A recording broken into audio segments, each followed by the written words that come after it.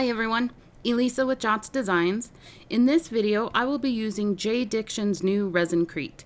It's similar to Jesmonite, it's water-based and eco-friendly. It's a 10:3 ratio by weight, so that's 10 parts of the powder to 3 parts of water. You'll find the directions and other information on the back. I picked up this measuring container and a silicone whisk at the Dollar Tree, and I've got my scale from Amazon. I wanted to try out several metallic colorants that you can also use in epoxy resin. I've got Copper Gold Leaf from Epoxy Candy, Mermaid's Dream Color Cream, part of the Color Joy line from Dryer Days Art Studio, and Purple Mica Powder from JDiction.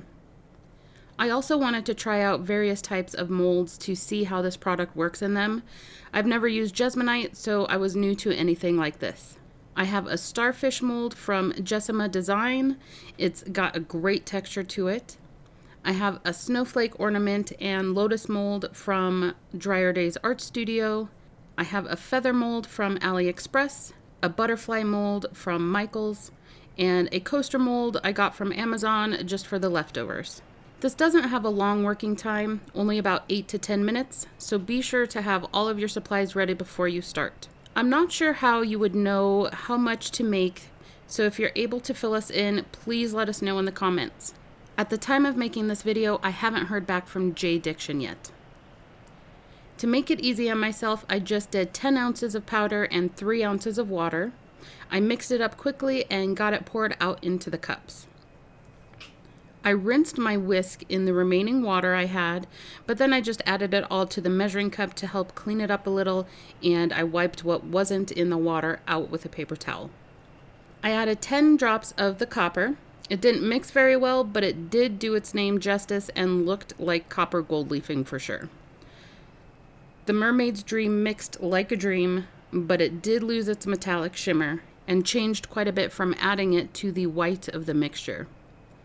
I added a little spoonful of the mica powder to the last cup. It mixed up okay, but like the color cream, it also lost its metallic shimmer and changed quite a bit in color. Stay to the end to see one way I found to get vibrant colors when using this ResinCrete. I tried to work quickly, and you'll see how little time I gave myself by using multiple colors and molds. The butterfly mold is intricate in some places, so I used a toothpick to get the mixture into all of the crevices. When I mixed the blue again, I could feel it was getting thicker, but it still poured out nicely. The white with the copper was even thicker, but it also went into the starfish mold well. Once I got to the snowflake, I knew it was too thick to just get in the crevices of the mold only, so I just poured over the whole thing. The leftovers were definitely thicker and had to be coaxed out. On the molds I tapped them to help settle the mixture and help release bubbles. Then I started playing around and trying to smooth the backs. I don't recommend that, nor do I recommend overfilling the molds in any way. By the time I was done, it was all pretty much set. I let it cure for about an hour and a half, then I wanted to mix up a little more and add it to the lotus and coaster molds to see how both layers and the self-leveling did. Again, I had no idea how much I needed, so I just chose to do 3 ounces. To figure out how much I would need of each, I divided 3 by 13, and I got 0.23. Then I multiplied that 0.23 by 10 and also by 3. That gave me 0.69 ounces of water and 2.3 ounces of the powder. The last bits from the first pour were dried in the cups, so I just squeezed the cups a bit to get the thin parts loose and broke them up with the sticks. I also wanted to add those bits to the mixture and see what they did. What was going to cure in the measuring cup had settled and hardened on the bottom, so I was easily able to dispose of the water. Then, using a little scraper, I broke the hardened bit up and added it with the others. Doing this really made it easy to get the measuring cup clean and ready for the next go.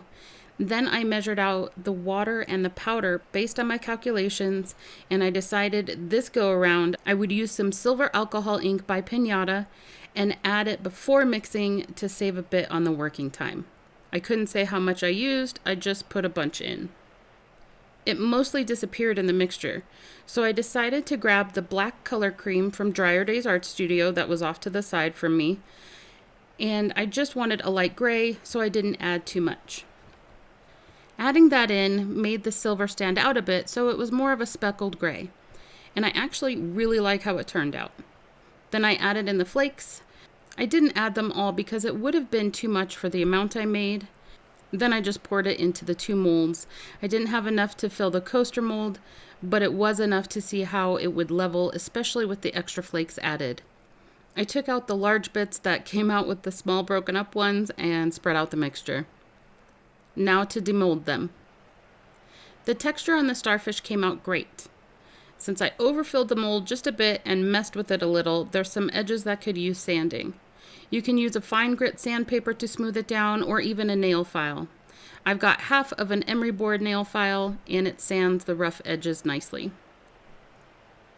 You can see the copper on the back side of this, but not so much on the textured side. You can also kind of see that what was on the textured side just stuck to the mold. The texture of the flower came out pretty well. Again, I overfilled it a bit, and that just creates a lot of extra work or the possibility of breaking the piece itself when trying to get the extra bits off. The snowflake mold I did overfill on purpose, but to make the back flat, I would have had to sand it down. Again, the copper stuck to the mold. Also, since it was starting to harden when I poured it, there's quite a few bubbles that left holes.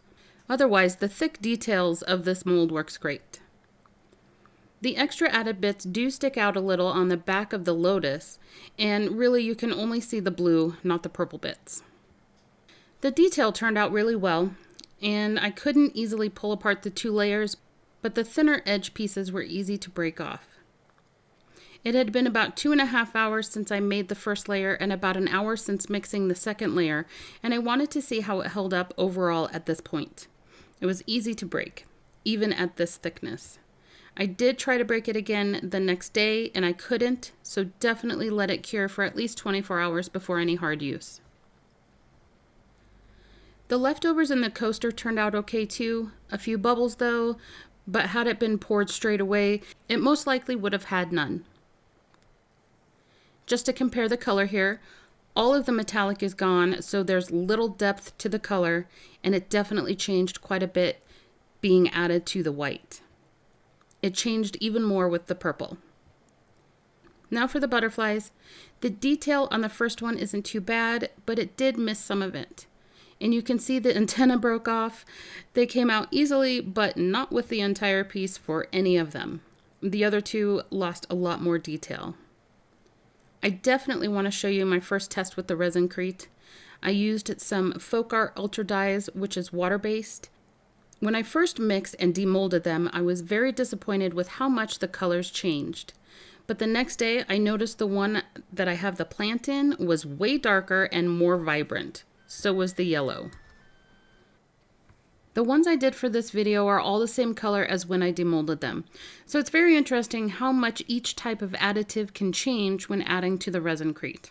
If you want something more vibrant, definitely try out the Ultra dye and wait a day or 2 to get the final color. I also want to point out that on the package, it says you can demold at 30 minutes. I tried that with this piece and noticed some of it had pulled away from the mold, so I ended up letting them sit for another hour or 2. You can still see where it was pulled away and put back. It might be my high altitude at 6,400 feet, or the fact that it's winter. I don't know.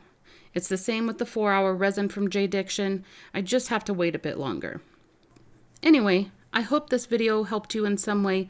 Please give it a thumbs up and subscribe to my channel if you haven't already. Don't forget the links are in the description. I'll see you next time. Bye.